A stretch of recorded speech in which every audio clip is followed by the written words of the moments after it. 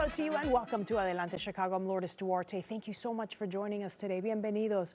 Well, Mayor Brandon Johnson vowed to make Chicago a better, stronger, safer place to live in. He is promising everyone a seat at the table, and the Illinois Latino Agenda is pledging to be a resource to the mayor and is asking him to address the disparities in Chicago's Latino communities and to focus on 4 areas. We're going to talk about that, and here to tell us more about it is Sylvia Puente. She is the co-chair of the Illinois Latino Agenda and, of course, the president and CEO of the Latino Policy Forum. Thank you for coming in. We appreciate it. So good to see you as always. Always great to talk to you. Yes. You know, anytime you've got a new administration, it takes a little bit to get people up to speed on what's been going on. How have things been going with the new mayor?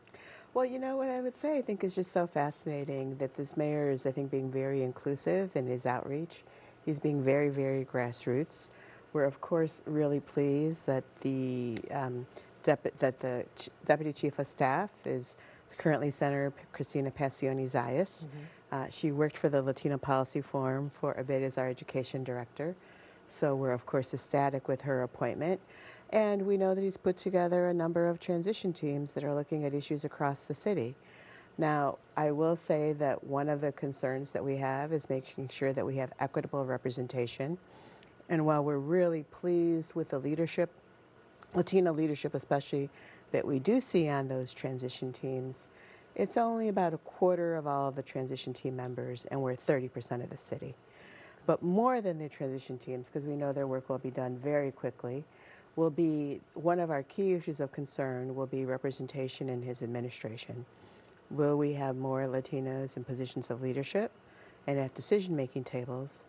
And importantly, Lourdes, what we've discovered is that of the 33 agencies that report directly to the mayor, currently only 1 is headed by a Latino. So if we're going to get anywhere close to equity of 30%, which of course is not the only criteria, we've got a long way to go. Yeah, and we always talk about just the importance of that because it makes the community, right, the people living in the neighborhoods feel like they're a part of the process. Right. Well, part of the process in that you have people who have the lived experience making those decisions on behalf and with our community. Okay. You highlighted 4 points, representation being one of them, which we Right. addressed, but there are other things that you've really wanted to talk to him about and wanted him to address during, let's say, his first year in office. One of those is community development. Explain what that means for a community like a Pilsen or a Little Village or Back of the Yards. What does that look like? So let me back up just a little, one step if I could, and just say that the Latino Agenda is a coalition that the Latino Policy Forum helps to convene. But it is, we're growing it, but at the moment, about 26 organizational leaders, key Latino organizational leaders in the city. So that the agenda that we develop in our process of wanting to be inclusive is never just that of the Latino Policy Forum alone, but one that these community leaderships really feel is important. And when we look at community development, the genesis of that was when we were looking at our prior mayors, Invest South by Southwest. Right. That we would make sure that there were also investment in projects happening in our Latino communities. We know that of course, has been historical disinvestment in a lot of our African American communities, and we certainly want that to continue, but we really want it to be both and. And so when we say community development, it's some of those bigger economic development projects, some of which are being generated by community leaders themselves.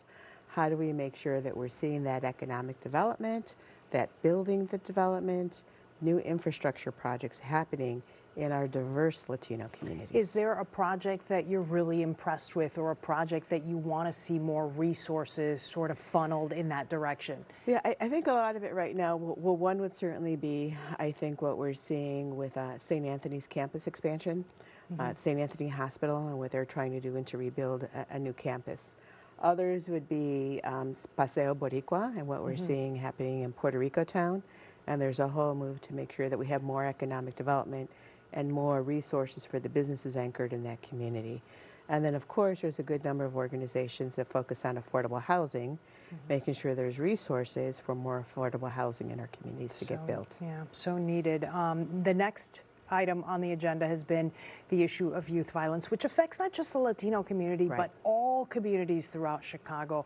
What's being done to address it in some of our neighborhoods, though? Yeah, and that's the question, right? Because we do know, again, that it is all communities and disproportionately impacts the African American community. But the group of leaders, because youth violence is not an issue that the forum directly works on, but these group of leaders said we really have to be paying attention to this, because what we're starting to see is we want to make sure that things are addressed before they become totally unmanageable.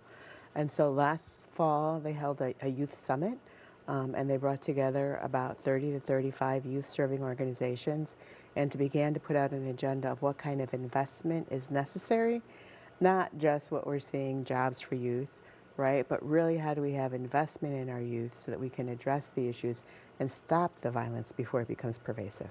Okay. Last on the agenda, and I want to spend probably the last 3 minutes that we've got left, is this issue of sanctuary city and Yes, of Chicago course. being a sanctuary city. And obviously, we've got the migrant situation just recently where police departments and shelters have been really full of people who are Yeah. coming in, being bused to the Chicago area. How are we doing in handling that part of it? I think that a lot of organizations and institutions and the city are stepping up and doing the best that they can. But it is a crisis, right? And when you're a crisis, you're trying to build the plane at the same time you're trying to fly it, yeah. And I think that's what we're seeing a lot of. We, through the Forum and the Latino Agenda, have created the Welcome to Illinois Coalition. We're at least trying to bring people together to talk about who is doing what and hearing regular updates from the city and the state. But part of it is that it's not as cohesively organized effort as we would like. So we do see a lot of organizations and institutions and faith-based institutions stepping up to help, but they need more resources.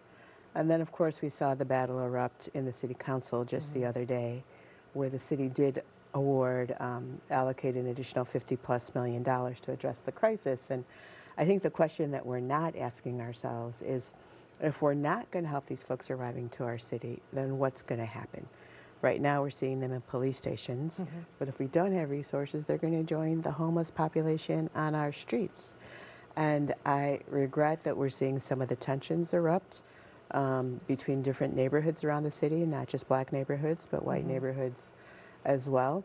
And it does deserve a consistent, concerted, organized response. We have seen a lot of investment from the state. I think we obviously need to see investment from the city. And I do have faith that I think this administration obviously is taking the issue very seriously.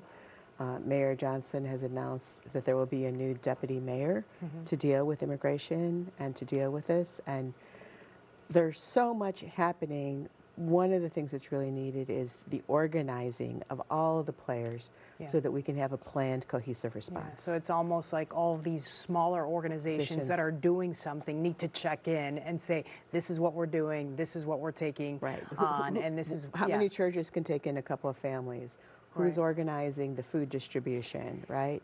And one of the things that you, and I know we're running out of time, but you pointed to this, the fact that there has been this sort of tension that has now erupted within the black community and the Latino community and the white community because of the migrant situation.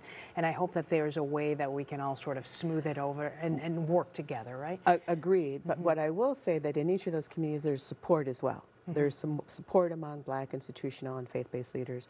There is support in the Northwest Side white communities, right? Unfortunately, what we focus on too much is where there is tension rather than where there is support. But I think there is a lot of goodwill to deal with this humanitarian crisis. Good to hear. All right, we want to get the information up on the screen for people who either want to help, want to know a little bit more about the policy forum, the LatinoPolicyForum.org. That's the website, and the Illinois Latino Agenda is what it's called. So you'll probably find a tab on that website that will get you more info. Thank you so much, Sylvia Thank you Puente, so much, for Liz. coming So in. good We to see you as appreciate it. always.